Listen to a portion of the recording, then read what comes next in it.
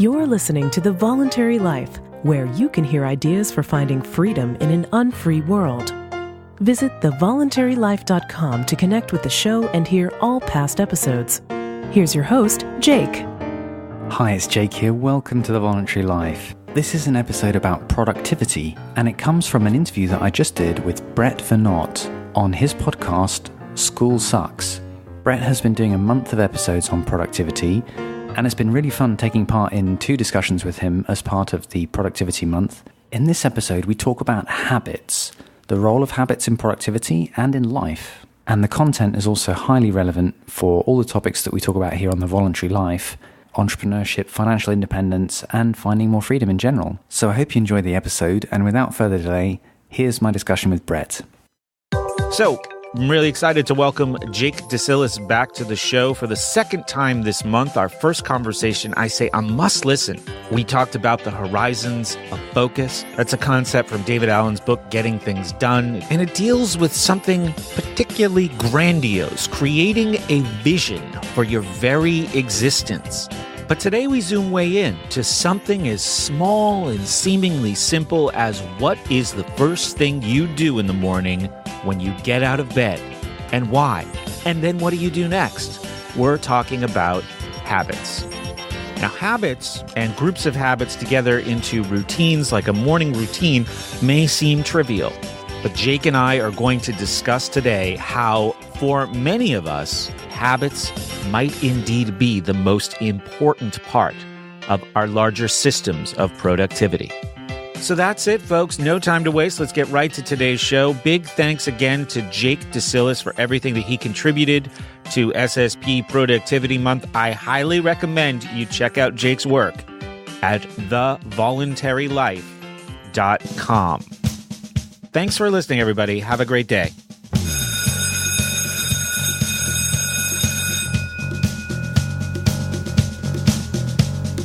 Jake, welcome back to the show. Hi, Brett. Great to be back. Yes, you were here at the beginning of the month, and you're here again at the end of the month.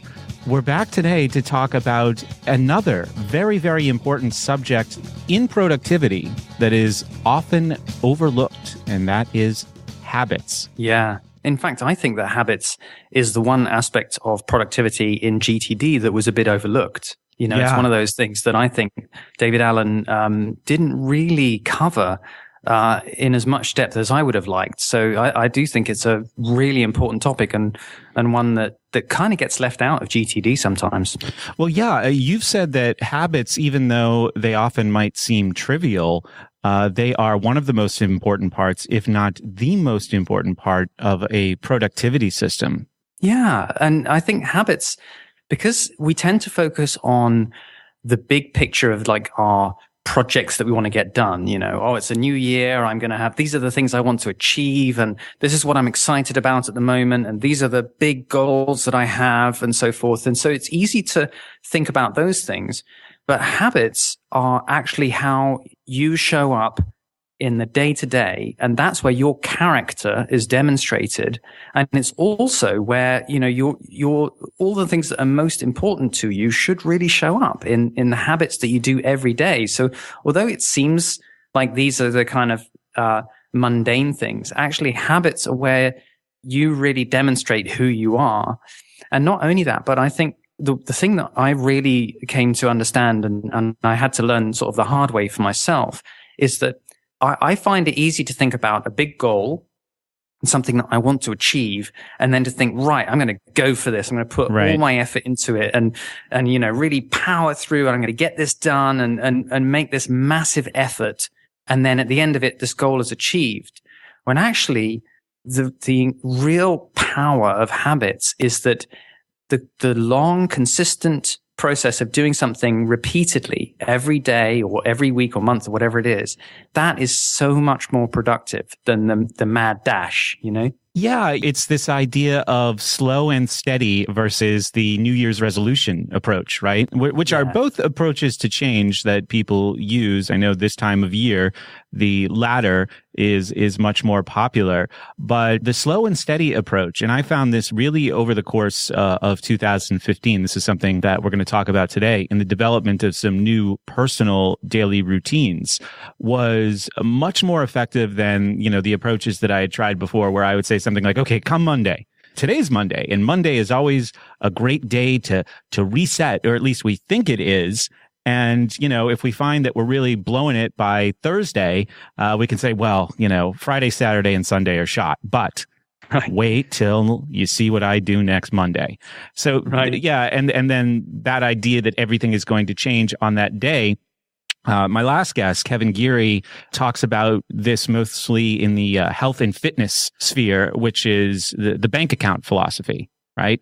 Just make sure you're making more deposits than withdrawals. So if you think about that on a small scale, you say, okay, I have to get up today and make deposits. There's no reason why I have to wait to make a deposit, even if withdrawals are coming. And when you add to that this idea that you mentioned, the things you do over and over make you who you are, or they transform who you are into who you want to be. It relates to what you were saying before in our previous show about living consciously through all aspects of life. Yes, absolutely. If you have a purpose in life, and if you in terms of the discussion that we had previously about horizons of focus, if you know what's important to you, then you should be able to see that in the habits that you do every day. And if you don't, then the question is, well, how are you going to live your purpose if it's not showing up in those habits that you do every day? So let's just help people understand this, people who are new. Like, what for you constitutes a habit? Because we're usually talking about things that are pretty small. And a lot of the times when people are, I've certainly had this experience myself, when things are really busy, it's always those repetitive habits that suffer. I don't have time to journal today. I don't have time to, sit quietly for 5 to 10 minutes today because I got to get right to it. Right. So what are we talking about?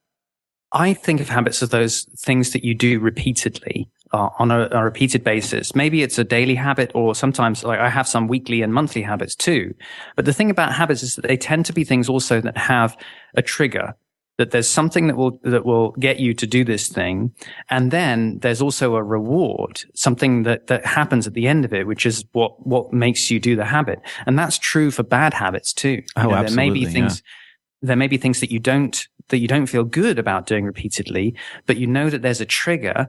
I'm sitting at my laptop and I'm bored, so I'm going to check Facebook. And then there's a reward, which is, oh, look, there's some stuff that I can read and some new things there, And maybe that's something that you feel like, okay, I'm doing this this is getting in the way of other goals that I have, and so forth. But good and bad habits have got this trigger and this reward thing. But the thing for me that I really sort of had to try and get my head around is that the key thing about habits is also that they should be things that you can just do without having a lot of thought about it. They need to be things that you almost do on autopilot, that you know what you're going to do and you're able to just get on with it. Because the more thinking that you have to do in order for the habit to take place, the more willpower it saps and the more energy it saps, and the harder it is for that habit to actually be something that you can maintain. And that's why a lot of the habits that you may not be so happy with are hard to quit, because they're things that you can almost do on autopilot. And, it doesn't take a lot of energy to check Facebook, but so this is the sort of the key I found is to changing habits, is to think about, okay, how can I be conscious of what the trigger is, what the reward is, and also how do I make this something that is so easy that I can do it on autopilot? Yeah, absolutely. You mentioned a book in your discussion about habits on the Voluntary Life by Charles Duhigg called The Power of Habit, Why We Do What We Do in Life and Business. And in this book, he uses the work of Albert Ellis, the cognitive behavioral therapist, ABC, antecedent behavior consequence model. And basically what he says is that, some kind of habit is initiated by a cue, which you're discussing, or a trigger that signals automatic or some kind of habitual behavior. in this case, bad, right? So I think and I'd like to hear more about, the value you got out of the power of habit, but what he's pushing is this idea that a situation can come up where a person can essentially adopt a problem-solving mode of thinking to develop an appropriate response. And this is often something that goes from automated reaction to creative thinking, right? Yeah, absolutely. I found that book very helpful, and it made me think about this question of what are my triggers and what are the rewards that I can get from the habits that I'm doing. So, I can sort of tell you about my own experience. Sure. Yeah. I'd love to hear your experience, and then I can share some of mine. Well, for example, I found that one of the really hard things you mentioned when we were just starting to talk about this, you mentioned exercise. One of the really hard things about implementing habits is those habits that don't have an obvious payoff. Like, for example, if you go and do some exercise, you can feel good about yourself that you've done some exercise, but it's not like you immediately get fitter. It's a slow thing. It takes ages for the impact to actually be seen. It's not like, if you go and work out, then suddenly, you look leaner and fitter or anything like that, or you immediately have more energy or whatever. And sometimes you just feel exhausted after having done it. So this is an example of one of those things where you have a goal, but the problem is that the reward is way off somewhere in the future. And that the habit, each time you do it, it's not that rewarding. And I'll give you another example. When I'm writing, if I'm writing a book, the finished book is way off in the future. And the actual writing of it, sometimes I'll write a bunch of stuff that eventually is not, doesn't even get in the book. Or I'll write stuff that, it helps me clarify my own thinking, but then I realize that I'm going to change the direction of what I'm writing and so forth. So one of the things that I found really helpful was to think about, okay, well, how can I sort of find intermediate rewards that help me in terms of getting towards that longer term goal, whether it's with exercise or writing, or whatever it is that other people have as habits that they want to implement. And so, for example, I've found that when I do things like track my exercise, and I have even on a really simple level, if you have something like a Fitbit and it tells you when you've walked 10,000 steps, and then, that's an intermediate reward. It's like you can see your little fitness app give you that alert, and that you've achieved something, and it sort of gamifies the process, and it gives you that intermediate reward that is, even though I don't feel fitter, I know that I've achieved a goal for the day, which is a simple one, like walk 10,000 steps. Right. And that gives me a sense of achievement, which is its own reward. Yeah. And so, does that make sense? Yeah, absolutely. Well, here's my thing, right? Because this kind of relates to something that we touched on in the last show, the quantified self, where sometimes the reward is conscious living. And what I mean by that is, like, I go to the gym. I try to go 5 days a week. Almost everybody in my gym is walking around without a notebook. And this isn't a new phenomenon, right? Because notebooks could have been replaced with, some kind of mobile tracking device or a Fitbit. This is something that I've seen over the last 15 years. And I say, are these people mad? How do they even know what they're doing? Why are they here? If they're not writing things down. That was always my response. And for years, I would go and I would keep like a log of what I did that day, mostly related to weights, because with weights, you're trying to eventually do more. And I realized that I was never really referencing back what I did. Maybe I would look and say, okay, what did I do last time? Need to try for more this time. And what I eventually adopted was a system of, I open a page, so there's a left in a notebook. So there's a left page and a right page, and that's the whole week. On the left side of the page is the stuff I do with weights. On the right side of the page is a day by day, how many steps did I walk and what other activities did I do? So I can see the whole week every time that I open it. And this has really helped me quantify what I'm doing. Now, I'm at a pretty good level of fitness right now, I would say. So when I started this, or if I take a couple months off and then get back into it, it is frustrating at first, but there's a real push in just, okay, today is Wednesday. I see I was here Monday. I see I did some things. I made it through that day. You start to see these pages fill up. And even if you're not seeing the results you want, you are seeing your progress. You're seeing a log of your activity, and that is really, really helpful. Yeah, you've got something to show for it. And that's the key thing, is that I think it's really difficult when you have a very long-term task, or a long-term goal rather, and it just feels like you're not really making progress because you can't see the progress. But if you've got something to show for it, even if it's as simple as, my Fitbit app tracking my steps and showing me a graph and showing me how much I've done each month, and you've got your journal for weights and so forth, then it gives you that sense that you are making progress, and therefore, it's actually that is its own reward. Yeah, absolutely. So when you talk about triggers for activating habits, what I think of is time of day primarily, right? Because there are times of day in most people's lives where things happen. I get up every morning that I'm alive and go to bed every night that I'm alive. So those are times where routines start to build. And there might be eventually a midday routine. Last year, developing a morning routine was really important to me. And now I'm looking at, okay, well, what kind of repetition do I have at the middle of the day? What kind of repetition do I have at the end of the day?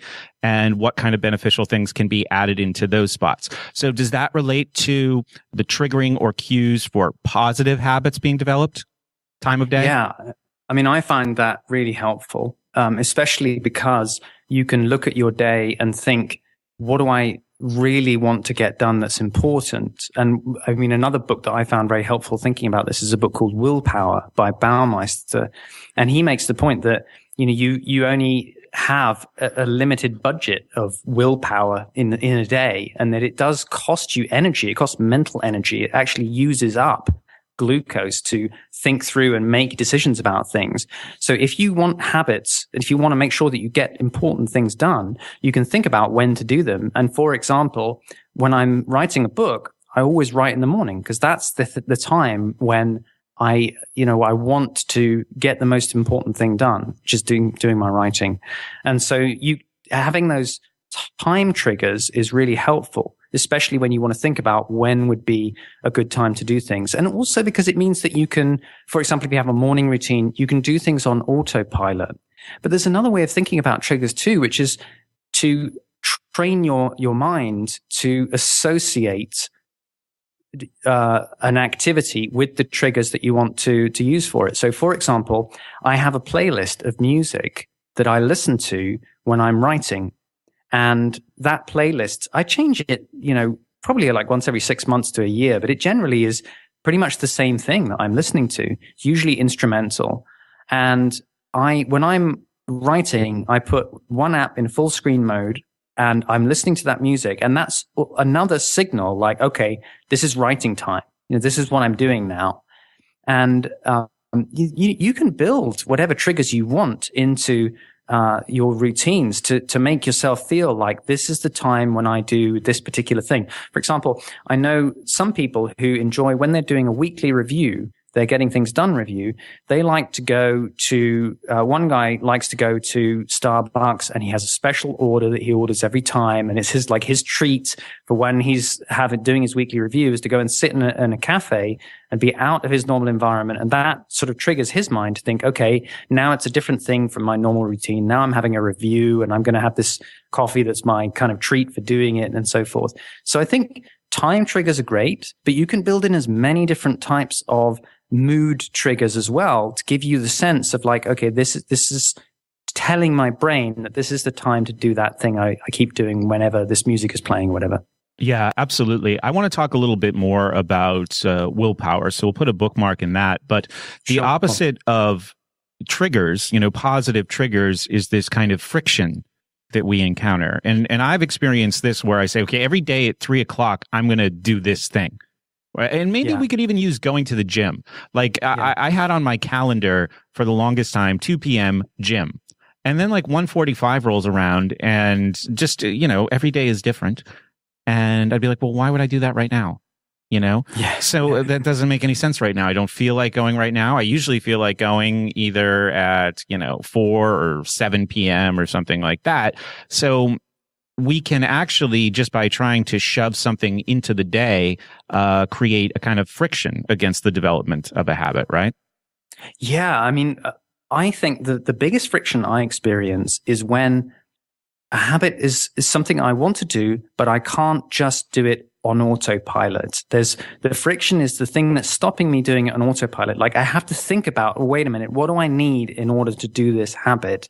So, for example, I've had for a long time a habit that I want to make sure, one of the things that's really important to me is learning. I want to continue learning. Mm-hmm. And I've had this habit that, okay, I want to make sure that I'm learning something new every day. And it's a simple thing, to say, okay, I want to make sure I'm learning something new every day. And at the moment, for example, we live in Panama, and so I'm doing Spanish every day, and it's great. I really enjoy it. And I have a language app on my iPad that I use, and I'm doing that every day, and it's really good. But sometimes, and in the past, for example, I've done IT courses where I've been learning about how to use different applications or how to script applications. But there's sometimes when I'm not learning a language or I'm not signed up to any particular IT course. And then having that habit is actually kind of stressful because I get to that point in the day. I think, well, what am I going to learn? I don't know. I mean, I guess, what have I got any books to read? I try and think about what it is that I'm going to do, but it's not queued up and it's not something that I can just, like at the moment, I can just open my iPad and I'm immediately in the language app and I'm learning Spanish and it's just easy to do. There's no friction whatsoever. But if I don't have that queued up, if I don't have something ready, then that habit just becomes an actual drain of energy because it takes processing time for me to think like, well, what am I going to learn? What would be useful at the moment? And that's friction. That's how I experience friction. Yeah. That it's not automatic enough, basically. Yeah. That's why I think you do need some habits do need some kind of background maintenance work to keep them on a kind of autopilot level. Like if it's really important to you to be able to do exercise at a particular time of day, then you've got to make sure that everything you need is just going to be there and it's going to be available and it's going to be easy and you don't need a lot of time to get your gym stuff on or whatever it is. And in my example, I need to make sure if I want to be learning stuff every day that I know ahead of time what I'm gonna be learning. And it's the same, for example, with writing. It's like when I have a habit of writing every day, and when I'm in the middle of doing a book, that's so easy because I've got loads of stuff that I'm really wanting to write down. But at the moment, for example, I've just finished a book and now I've got various different writing projects, and it's actually quite difficult because I haven't really properly queued up what it is that I'm writing. And so there's more effort involved in thinking about it. And at the moment, I need to do more prep work to make sure that I actually know that my brain has sort of already got in the back of my mind somewhere. I've got like, this is what I need to be mulling over so that when next time I sit down to write, I've got some stuff to write about. Okay. So when it comes to prep work versus execution, you talk about the morning being a particularly productive, high value time, right? This is something that a lot of people have said, including one of my recent guests, Kevin Cruz, talked about being really, really mindful of your morning and being focused on what your most important task is. But he also talked about a kind of setup for, the day ahead. If you need to get clarity on what that task is and what that task involves, do you devote time to that like the day before, or how does that usually work for you? Yeah. And ideally, not just the day before, but I want to be planning like in the weeks ahead, what is my writing project going to be, so that I've got a longer plan than just like, okay, well, what am I going to write tomorrow? I need to have mold it over more so that I've got a bigger picture of what I'm trying to achieve. So that's, for example, with writing, but certainly with any of these projects. And that's true also, by the way, with the learning project. Now that I'm doing Spanish, I need to know that I've got Spanish stuff to learn queued up for every day for the foreseeable next weeks and months. And for example, because I'm using a language app, that's easy to do. But when I'm learning IT stuff, then if I've got a course scheduled like that I can do a little bit on each day, that's also not just for tomorrow, but ideally for even further ahead than that. Yeah, absolutely. So this is the autopilot idea, because one of the greatest procrastination triggers for me is not knowing where to start. Yeah, you know, totally. It's the more willpower that is required and the more processing that is required, the harder it's going to be to do and the easier it's going to be to procrastinate. Mm-hmm. So the more you can and the more you can take away those friction points, the easier. I'll give you another example. And a habit that I have had for some time now, which has become really important to me, is actually a monthly habit. And that is doing a monthly financial review where I get all of my financial data from my banks and my investments. And I basically look at my spending and I look at exactly where I am with regard to budget and so forth. And it's one of those things that there's loads of fiddly little technical tasks involved in downloading this and updating that, and a lot of stuff to remember. And if I had to get to each month and think, okay, what do I need to do again? I guess I got to download this, I got to download that. Then the whole task would be totally exhausting, and it would be much easier for me to procrastinate and not do it. So what I've done is I've made a full list of everything that I have to do a monthly financial review. Every little task, I can just go through this list. It's actually in my task manager in OmniFocus as a repeating project. But the point is, there's all these little detailed tasks to do, but I don't have to remember any of that. I just have to tick them off one by one, because I've already done the thinking ahead of time, which says, okay, first I do this, next I do that, then after that I do this. And so all I need to do is just sit down and run through and take off all these things. And that's actually, you get a sense of reward from doing that, because you can actually feel that you're getting things done and you're productive and so forth. But if I had to think that through every time, then that task would be just so boring and exhausting that it would be very hard to maintain it as a habit. Yeah.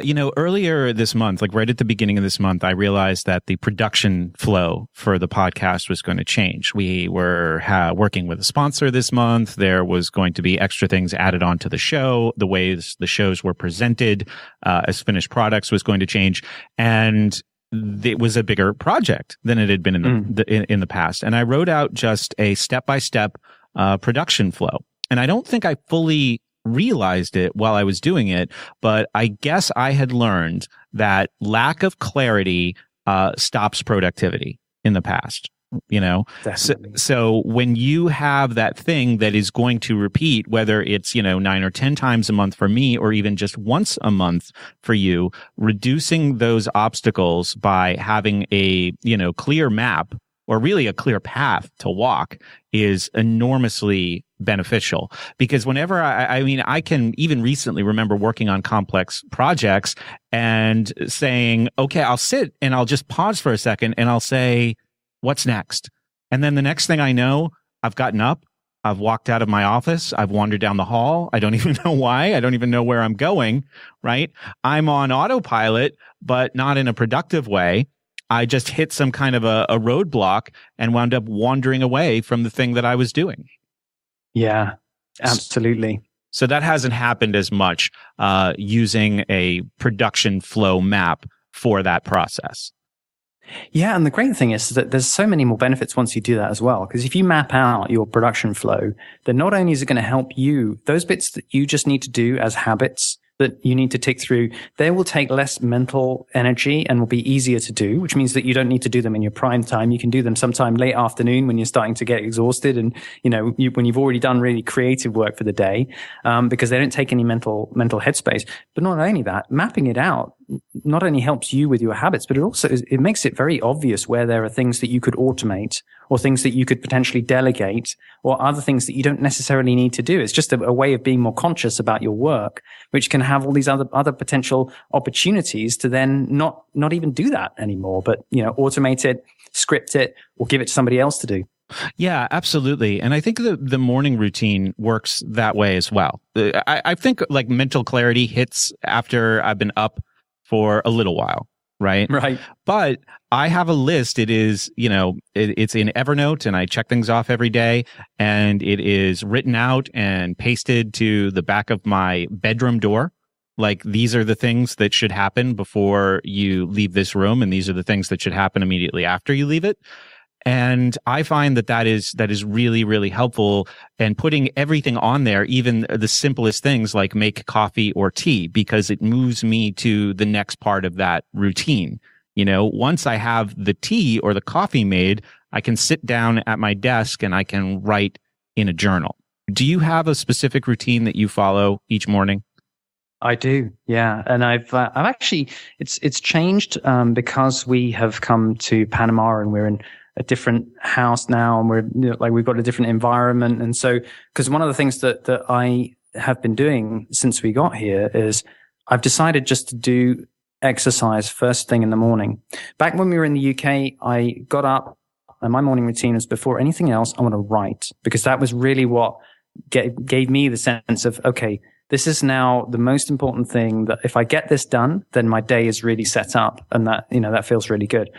But actually, I've decided that the thing that requires, frankly, the most willpower for me, and the thing that also is often easiest for me to put off and not do, is exercise. And so I've decided that is something that I do every morning. And we have a pool here, so I go swimming first thing in the morning, and then I do some yoga, and then I have coffee as my kind of reward for having done that. But even then, in the last couple of weeks, I've been ill, and when I'm in pain or when I'm not well, then I'm not going to do that morning routine. And so now I have to get back into the routine. Now that I'm almost well again, I have to get back into the routine. And so even having set the routine, there are things that can throw me off. Yeah, absolutely. I mean, for me, what I found was, okay, make a routine for Monday through Friday, because on the weekends, I try to get out, I try to get away from the office, I go to different places. And I mentioned this a couple of times earlier in the month. It's very, very hard to, wake up on a different kind of day, or even wake up in a different place, where it's not my bed to make, or this isn't my house, and this isn't my coffee maker, and, and all those things. It's very, very difficult to execute. And having, a Saturday or a Sunday where you say, I'm supposed to be doing these things, but I'm not, can throw me off even longer than just Saturday and Sunday. Yeah. Once the routine is broken, there's this part of my mind that goes, shit, you broke it, Yeah. Maybe someday, maybe 2 Mondays from now, or on January 1st of next year, you'll get it back, but it's shot for now. So I just set Monday through Friday. Now, yeah, you're right. There are things that come up that can even throw, Monday through Friday out of sync, but a more time specific kind of routine was really, really helpful for me. I mean, I talked earlier in the month about December of last year was really the first month after building it through most of 2015 that I felt I had a really well-developed morning routine that was working for me, where a lot of important things were getting done. And you talked about, willpower as a scarce resource, but also this idea that willpower degrades basically decision to decision throughout the day, So I can make it to the gym at 7 p.m. because it's part of my daily routine. But then there's a lot of seemingly more inconsequential things that would definitely fall by the wayside, especially if I got really busy. But if they're all taken care of, in the first 45 minutes that I'm awake, and then that immediately transitions into doing like a work block of 3 Pomodoros, which aren't spent answering emails, because I don't really see that as a high yield creative activity, doing what I think is the most important thing to get done that day. By the time noon rolls around, I'm already feeling pretty good about a day that I still have, 11 or 12 hours to experience. Yeah, that makes total sense. There's a lot in what you said that resonates for me, but I think in particular, what you were saying about the weekend really reminds me of the times in my life when I have felt under enormous pressure, in for example, during many stages of building my business, when I didn't really have any difference between weekend and weekday, or even like particularly day or night. I just worked until I was exhausted and then got up and did more. And I know, looking back on those times, that even though I was working through the weekend for weeks on end, and sometimes, I know that I was really not productive. Like I would go into the office to continue working on my business at the weekends, and I would also feel like, okay, well, I'm doing something because I'm coming into the office. But I was so tired that I wasn't really making good decisions or being able to think things through quickly or effectively. And consequently, it was actually not worth it. It was just that I was too stressed to allow myself to relax, to allow myself to say, right, that's good. I've done a productive week. I'm going to have some time off at the weekend and I'm going to recuperate and give my brain a break as well.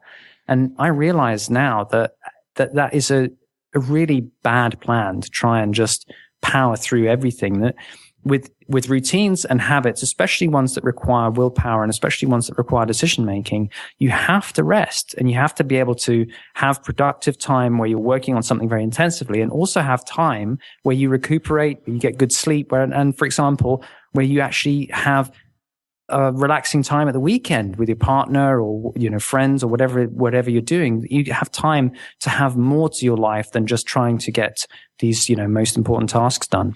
Yeah. I think a lot of us, certainly I've done this myself, tell a story that's like, oh, well, if you do what you love, it's not work. So you think I'm never working. But there's a catch, right, to that, where sitting at a desk and staring at a computer screen is work for my body and for my eyes. Those are not things it was really designed to do all day. So then there are going to be, health costs to doing that. And just, sitting there, going to bed, having walked 847 steps in an entire day, and said, gosh, I love that I never have to work, is a separate set of problems. And also I think part of that too is like conflating busy with productive, totally. And really like making work, or whatever you want to call it, the thing you do that you love that produces an income, out of balance with the rest of your life, carrying too much weight in the rest of your life. And I certainly found that. I mean, there was a time where I went and just lived temporarily in another town for 6 months. So I was in like a really confined space where I was actually working and sleeping in the same room for, like I said, a period of maybe 6 months. And there was no line between work and anything else. I just get up and my desk was right there, and it was the room that I hung out in, and work was the only thing to do.